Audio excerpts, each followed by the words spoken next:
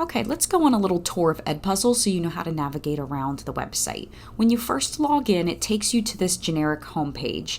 I can tell you that this page is not helpful to me. These are a bunch of people's videos that have nothing to do with things that I teach. On this page, though, you can filter to find Edpuzzle videos that already exist in what you're looking for. So you can look at, let's say I'm looking for economics, and I'm specifically looking for 10th, 11th, 12th grade. Maybe I specifically want to say United States econ. I don't care what the source is, but you can take a look at what's already here. I'm going to hit clear all.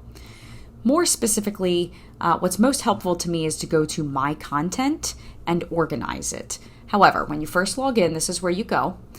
I do want to show you that you can borrow content from people that you work with.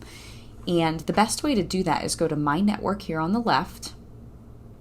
And you can click on which school that you're looking for. For example, I'm looking for Justin Frawley. He and I have been working on something, and he created some Edpuzzle videos that I want to use in my class. I know he is located at Cedar Cliff. And I'll come down here and click on Justin Frawley.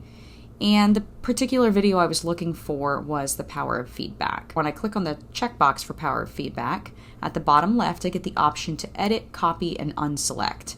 I am going to go ahead and copy that to my content, so I'll hit copy. I'm just going to go back to my content, and the video I just copied is right here.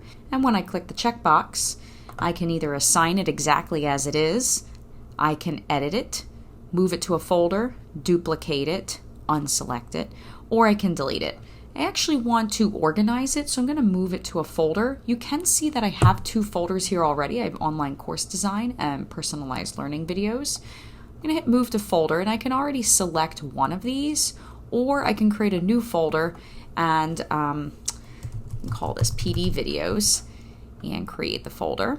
And I'll go ahead and put it in there and hit move. So now this is a great way of organizing my videos. So I can go through here and check a couple of videos off and go ahead and move all three of them to the folder they belong in. So that helps you organize all the videos you have once you start collecting a lot of videos. You can also add folders up here at the top, create your folders, then populate them with your videos.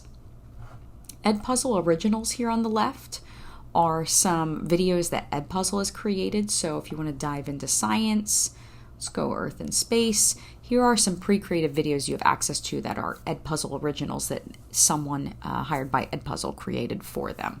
Your classes are here on the left, so you can go ahead and click on your classes. You can see the data that is in there. These are the videos I've assigned. I can click on each one and look at my students' progress one by one. So everything is grouped together by groups of students. Then to go back, hit the arrow in the top left corner, or if you want to go all the way back to the home page, click Edpuzzle up here in the top left corner. It takes you back to that home page.